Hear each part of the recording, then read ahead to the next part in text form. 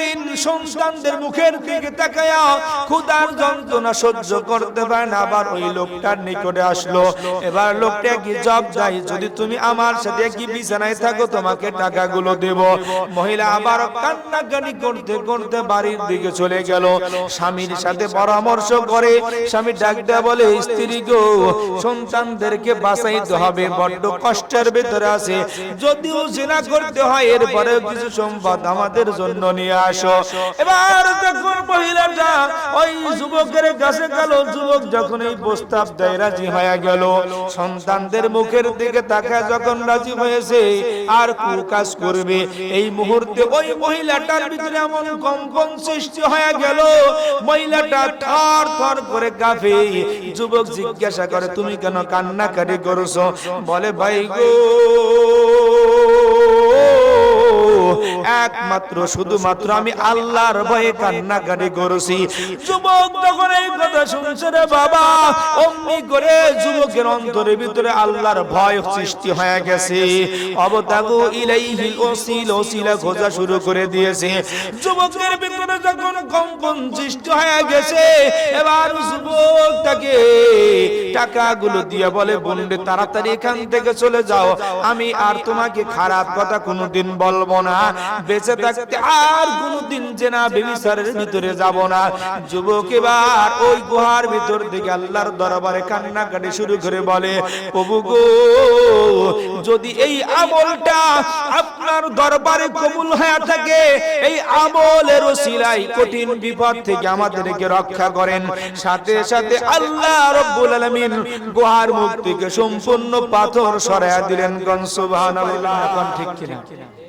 ওসিলার মাধ্যমে আপনাকে মাকামে মাকাসাত পর্যন্ত পৌঁছাতে হবে, আপনার গন্তব্যস্থল পর্যন্ত পৌঁছাতে হবে ওসিলার মাধ্যমে।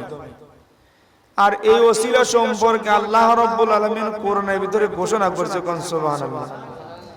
আমরা এমনি এমনি ফাও বেসাল পারবো না, ফাও কথা শুনবো না। কোরআন যেটা বলে, হাদিস যেটা বলে শুনবো, মানবো। কি গান কে কি বললো সব কান দিয়া লাভ নাই।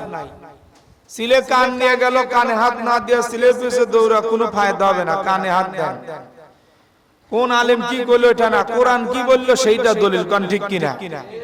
কোরআনে যদি ওসিলার কথা থাকে, আমি ওসিলা ধরবো, ওসিলা ধরে আমি জায়গা মতো পৌঁছানোর জন্য চেষ্টা করবো। কোন ঠিক কিনা?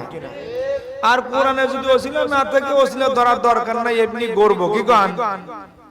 আপনি যখন হাঁটা শিখছেন, এমনি কি হাঁটা শিখছেন না কোনো ওসিলায় হাঁটা শিখছেন? আপনি প্রথম থেকেই তো ওসিলা শুরু হয়েছে, আপনার ন্যাংটা কাল থেকে ওসিলা শুরু হয়েছে। এমনি এমনি হাঁটা শেখেন নাই, কেউ না কেউ এরকম হাত ধরে হাঁটা শিখেছে, বিজয়ী ধীরে ধীরে শিখছেন। কোন ঠিক কিনা? এই পর্যন্ত আসেন, এমনি এমনি আসতে পারেন নাই, অবশ্যই কোন তরিকার ওসিলার মাধ্যমে এই পর্যন্ত আসতে পারছেন। তাছাড়া আপনি চাষটালে যা বসে থাকলেন, হস্তা কথা না, এই জায়গায় বসা হস্তা কথা না। আপনার চাইতে অনেক মেধাবী ব্যক্তি আছে, আসতে পারে না। আসতে পারছে কি? আসতে পারে না। কিন্তু আপনি আসেন অবশ্যই একটা ওসিলার মাধ্যমে আসেন, সেটা হলো তরিকার ওসিলা। কোন ঠিক কিনা? তো তরিকার ওসিলা ছাড়া আপনি এখানে পর্যন্ত পৌঁছাইতে পারেননি। প্রত্যেকটি কাজেই ওসিলা আছে। ওসিলা কেমন? বলে, কেউ আমল করিয়া মাকামে মাকাসাত পর্যন্ত পৌঁছাতে পারবে না। ইহুদিদের ওই বনি ইসরাইল যুগে একজন ব্যক্তি 600 বছর ইবাদত করেছিল। কয়শো বছর? 600 বছর একাধারে শুধু ইবাদতই করেছে, বিরামহীন ইবাদত। এই 600 বছর ইবাদত করার পরে বলতেছে যে আমি ইবাদত দ্বারাই জান্নাতে পৌঁছে যাব। তখন আল্লাহ রাব্বুল আলামিন জিবরাইলকে বলল, জিবরাইল, আমার এই বান্দার কাছে যাও, যায় বলো যে তাকে জাহান্নাম একটু ভ্রমণ করাও। কি ভ্রমণ করাও? জাহান্নাম। তখন এই বনি ইসরাইল যুগের 600 বছর ইবাদতকারী ব্যক্তিকে জাহান্নাম ভ্রমণ করাইল। জাহান্নামের ভিতরে মনে হচ্ছে আরাম আয়েশের জায়গা না তাপের জায়গা, গরমের জায়গা না, দিশে পাইতেছে না। জাহান্নামে কি আরাম আয়েশের জায়গা না কঠিন জায়গা? সেখানে গরমের জায়গা, আগুন দাউ দাউ করে জ্বলতেছে। এই আগুনের তাপে কলিজা ফাটিয়ে যাচ্ছে এক ফোঁটা পানির জন্য। কিসের জন্য? পানির জন্য। এবার জিবরাইল কি বলতেছে, ভাই আমার যেমন পিপাসা লাগছে, যদি এক ফোঁটা পানি যদি পান করতে পারতাম, এক গ্লাস করে এক ফোঁটা, তাহলে মনে হয় তৃপ্তি পেতাম। তখন জিবরাইল বলতেছে, পানি দিতে পারি, তবে একটা শর্ত আছে। কি শর্ত? বলে 600 বছর যে ইবাদত করছেন না, ওই 600 বছরের সওয়াব আমাকে দিতে হবে, বিনিময়ে আমি আপনাকে এক গ্লাস পানি দেব। কথা কি বুঝতে পারছেন?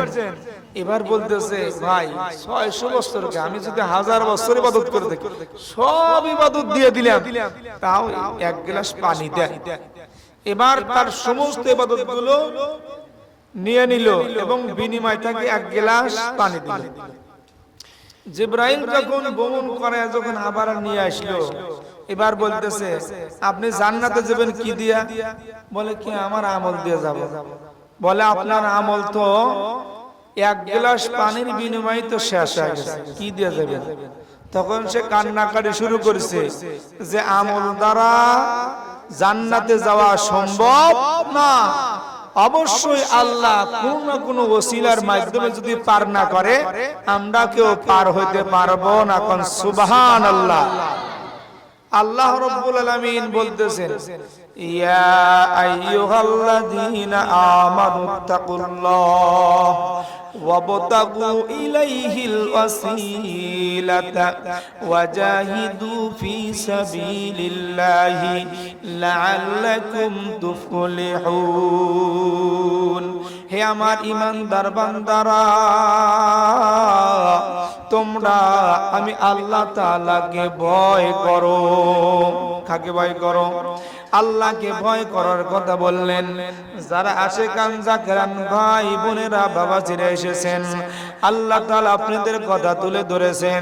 আল্লাহ রাব্বুল আলামিন জানাইতেছে, গো আমার ঈমানদার বান্দারা, তোমরা আমাকে প্রথমত ভয় করো, এরপরে ওয়াবতাগু অন্বেষণ করো, খোঁজো, ইলাইহি ওয়াসিলা ওসিলা ধরে আমাকে তালাশ করতে থাকো। কোন সুবহানাল্লাহ।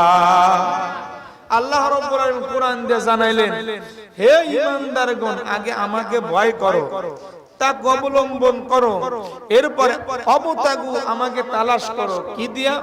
ইলাইহিল ওসিলা, ওসিলার মাধ্যমে আমি আল্লাহ রাব্বুল আলামিনকে খোঁজো। কোন সুবহানাল্লাহ।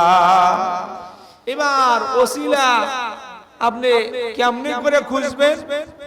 বলে, যেই ব্যক্তি আল্লাহর হাবিবের পথ অনুসরণ করবে, যেই ব্যক্তি আল্লাহর হাবিবের দেওয়া বিধান অনুযায়ী চলবে, যারা পীর মাশায়েখের বিধান অনুযায়ী চলবে, ওই ব্যক্তিরাই ওসিলা খুঁজে পাবে। কোন সুবহানাল্লাহ।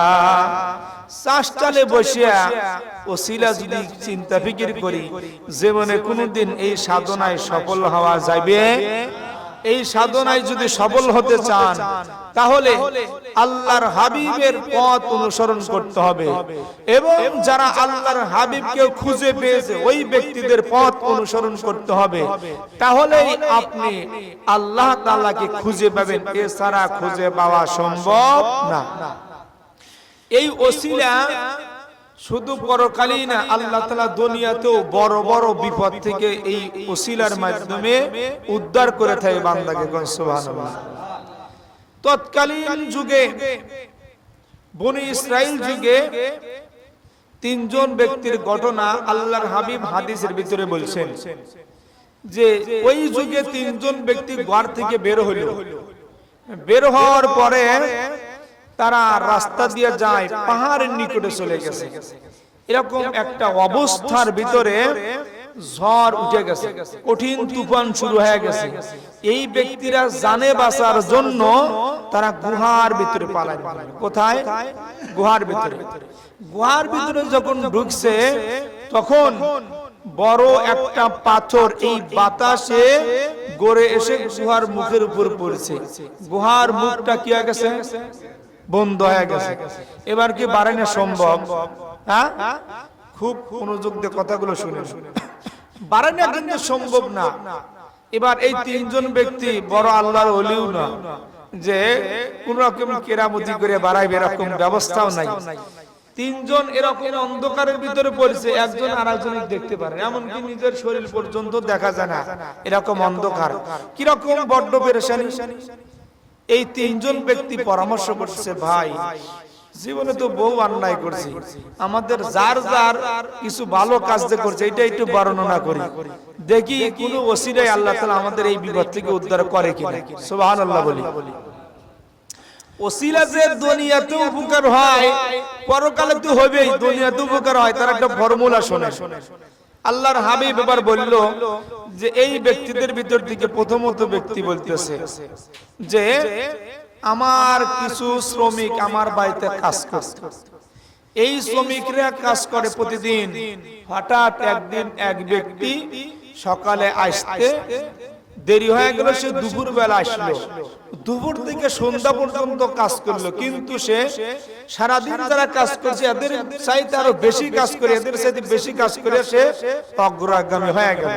তখন এই মালিক তাদের উপর সন্তুষ্ট হয়ে সবাইকে সমানভাবে পারিশ্রমিক দিলেন। তার ভিতর একজন ব্যক্তি বলতেছে, হে মালিক, সে দুপুর বেলা থেকে কাজ করলো আর আমরা সারাদিন কাজ করলাম, সমান সমান বেতন দেন কিভাবে? এটা আমি মানি না। বলে এটা আমার টাকা দিতেছে আর সে তো ভালো কাজ করছে, তাই কেন দেব না? বলে সে তো দুপুর থেকে কাজ করছে। বলে না, সে অনেক কাজ করছে, আমি খুশি হয়ে তাকে সারাদিনের মজুরি দিয়ে দিছি। তখন এই ব্যক্তি বলতেছে, তাহলে আমি আমার টাকা নেব না, তাকে কম দিতে হবে, এছাড়া আমি আমার এই বেতনের টাকা নেব না। সে একদিনের মজুরি রেখেই চলে গেছে। তখন এই মালিক ছিল খুব দিনদার, এই একদিনের মজুরি সে পরের দিন দেখে একটা বকরিওয়ালা বকরি নিয়ে এবং একটা বাচ্চা নিয়ে যায়। তখন এই বাচ্চাটা ওই টাকা দিয়ে কেনে, কেনার পরে সে লালন পালন করতে করতে অনেক পাল হয়ে গেছে। তখন এই ব্যক্তি হঠাৎ একদিন আগমন করে বলতেছে, ওগো ভাই, আপনার কি স্মরণ আছে আমি দীর্ঘ অনেক বছর আগে আপনার বাড়িতে কাজ করেছিলাম, মজুরি রেখেই আমি চলে গিয়েছিলাম, আমার মজুরিটা যদি দিতেন। এবার মালিক চিন্তা করে দেখে, হা হা, এক ব্যক্তি তো মজুরি রেখে চলে গিয়েছিল। বলে, ভাই গো, আমি তো আপনাকেই খুঁজছি। ওগো ভাই, দেখেন এই আপনার টাকা দিয়া এতগুলো বকরি হয়েছে, এই বকরিগুলো আপনি নিয়ে যান। এই কথা কোথায় বলতেছে? ওই গুহার ভিতরে কিন্তু এই আলোচনা করতেছে। এবার এই ব্যক্তি আল্লাহর দরবারে কেঁদে কেঁদে বলে, ওগো প্রভু, এই কাজটা তো আমি কাউকে দেখানোর জন্য করিনি, আমি আমার ওই ব্যক্তির টাকাটা দিয়া তার জন্য যে আমি বকরির পাল বানায়া দিয়েছি, শুধুমাত্র একমাত্র আপনাকে রাজি খুশি করার জন্যই করেছি। প্রভু গো, আপনার দরবারে যদি এটা পছন্দনীয় হয়ে থাকে, এই আমলের ওসিলায় বিপদ থেকে আপনি উদ্ধার করেন। আল্লাহ রাব্বুল আলামিনের রহমতের দরিয়ায় ঢেউ উঠে গেল। আল্লাহ তাআলা সাথে সাথে পাথরের এক তৃতীয়াংশ গুহার মুখ থেকে সরায়া দিল। সুবহানাল্লাহ। ওসিলা আছে কিনা বলেন? এই দুনিয়াতেও ওসিলার মাধ্যমে আল্লাহ তাআলা বড় বিপদ থেকে উদ্ধার করে। এবার দ্বিতীয় জন বলতেছে, বাইরে এটা দেখি পাথর কিছু সরে গেছে, তাহলে আমার একটা ভালো কাজের কথা শুনুন। এবার লোকটা ডাক দিয়ে বলে, ওগো ভাই, আমি বকরি লালন পালন করতাম, প্রত্যেক দিন বকরিগুলো আমি চড়াই খাওয়ায়া যখন সন্ধ্যার বেলায় বাড়িতে আসি, এই বকরিগুলো দহন করে সর্বপ্রথম আমার মাকে এবং আমার বাবাকে পান করাই, তারপরে আমার সন্তানদেরকে পান করাই। হঠাৎ একদিন দুর্যোগের কারণে বকরিগুলো নিয়ে বাড়ি ফেরা দেরি হয়ে গেল। এসে বকরিগুলো দহন করে দুধ গরম করে যখন মা বাবার নিকটে নিয়ে গেলাম, দেখি মাও ঘুমায়া গেছে, বাবাও ঘুমায়া গেছে। আমি কেমনে করে মা বাবাকে ডাক দেব? যদি ডাক দেই মা বাবা কষ্ট পাবে, এই জন্য মা বাবার শিয়রেই দাঁড়ায় আছি। আমার সন্তানরা ক্ষুধার যন্ত্রণায় ছটফট করে, বারবার পায়ে লুটে পড়ে, বাবা গো খানা দেন, খানা খাবো, বাবা খানা দেন। আমি ডাক দিয়ে বলি, না বাবা না, আমার মা এবং আমার বাবা না খাওয়া পর্যন্ত তোমাদের আমি খানা দিতে পারবো না। এইভাবে যখন গভীর রাত পার হয়ে গেল, শেষ রাত্রির দিকে যখন মা এবং বাবা ঘুম থেকে জাগ্রত হলো, দেখে আমার খোকা দুধের পেয়ালা নিয়ে আমার শিওরে দাঁড়ায় আছে। এবার মা বাবা সমস্ত ঘটনা শোনার পরে মা বাবা তার জন্য দোয়া করলো। এই ব্যক্তি এবার আল্লাহর দরবারে কান্নাকাটি করে বলে, ওগো বাবু, এই আমলটা শুধু আপনাকে রাজি খুশি করার জন্যই করেছি, মা বাবার খেদমত করেছি। যদি আপনার দরবারে গ্রহণ হয়ে থাকে, আপনি যদি খুশি হয়ে থাকেন, কঠিন বিপদ আমাদেরকে সরাইয়া দেন। আল্লাহ তাআলা সাথে সাথে 3 ভাগের 2 ভাগ পাথর ওই গুহা থেকে সরাইয়া দিল। কোন সুবহানাল্লাহ। ওসিলা আছে কিনা বলেন? সরাসরি হাদিস আল্লাহর হাবিব বলতেছে, আর আমরা কই যে ওসিলা আবার কি? ওসিলা বলতে কিছুই চিন্তা করছেন? কোরআন এবং হাদিস যদি সাক্ষী দেয় আপনি মানবেন না? এবার তৃতীয় জন বলতেছে, ভাই গো, কঠিন দুর্যোগের সময়, অভাব অনটনের সময় সবাই যখন হাহাকার অবস্থা, ক্ষুধার যন্ত্রণা সহ্য করতে পারে না, একজন মহিলা আমার নিকটে আসলো। আসার পরে ডাক দিয়ে বলে, ভাই গো, আপনি যদি কিছু টাকা আমাকে দিতেন তাহলে আমার সংসারটা ভালো চলতো। আমি তখন তাকে কুপ্রস্তাব দিলাম, তুমি যদি আমার সাথে একই বিছানায় থাকো তাহলে তোমাকে টাকাগুলো দেব। মহিলা এইটা শুনে বড্ড কান্নাকাটি শুরু করতে করতে বাড়ির দিকে চলে গেল। পরের দিন সন্তানদের মুখের দিকে তাকায়া ক্ষুধার যন্ত্রণা সহ্য করতে পারে না, আবার ওই লোকটার নিকটে আসলো। এবার লোকটা কি জবাব দেয়, যদি তুমি আমার সাথে কি বিছানায় থাকো তোমাকে টাকাগুলো দেব। মহিলা আবার কান্নাকাটি করতে করতে বাড়ির দিকে চলে গেল। স্বামীর সাথে পরামর্শ করে স্বামী ডাক দেয়া বলে, স্ত্রী গো, সন্তানদেরকে বাঁচাইতে হবে, বড্ড কষ্টের ভিতরে আছে, যদিও জিনা করতে হয় এরপরে কিছু সম্পদ আমাদের জন্য নিয়ে আসো। এবার যখন মহিলাটা ওই যুবকের কাছে গেল, যুবক যখন এই প্রস্তাব দেয় রাজি হয়ে গেল। সন্তানদের মুখের দিকে তাকায় যখন রাজি হয়েছে আর কাজ করবে, এই মুহূর্তে ওই মহিলাটার ভিতরে এমন কম্পন সৃষ্টি হয়ে গেল, মহিলাটা থর থর করে কাঁপে। যুবক জিজ্ঞাসা করে, তুমি কেন কান্নাকাটি করছো? বলে, ভাই গো, একমাত্র শুধুমাত্র আমি আল্লাহর ভয়ে কান্নাকাটি করেছি। যুবক যখন এই কথা শুনছে রে বাবা, অমনি করে যুবকের অন্তরের ভিতরে আল্লাহর ভয় সৃষ্টি হয়ে গেছে। অবতাগু ইলাইহিল ওসিলা, ওসিলা খোঁজা শুরু করে দিয়েছে। যুবকের ভিতরে যখন কম্পন সৃষ্টি হয়ে গেছে, এবার যুবকটাকে টাকাগুলো দিয়ে বলে, বন্ধু তাড়াতাড়ি এখান থেকে চলে যাও, আমি আর তোমাকে খারাপ কথা কোনোদিন বলবো না, বেঁচে থাকতে আর কোনোদিন জেনা ব্যভিচারের ভিতরে যাব না।